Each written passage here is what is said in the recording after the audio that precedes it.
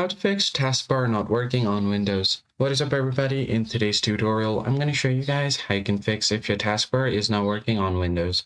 So the very first thing you want to do here is check your taskbar settings. If you don't see your taskbar here, make sure it's not hidden. Go to settings and then personalization. Now scroll down here until you find taskbar. Click on it, then scroll down again.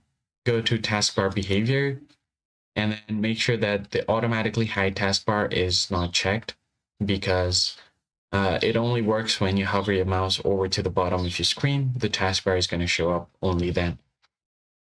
So make sure that this option is turned off for now. You can also manage your taskbar alignment, whether you want it to be on the left side of your screen or at the center. Once you have done that, you could also check for Windows Update. Go to Windows Update over here, and then click on check for updates, because sometimes if your update is due, then that might cause the problem in your taskbar and other stuff on your PC as well. So just make sure that the Windows is up to date. Now let's just check for an update over here. If there is an update available, make sure you install the update and restart your device. After that, you should be able to fix your taskbar.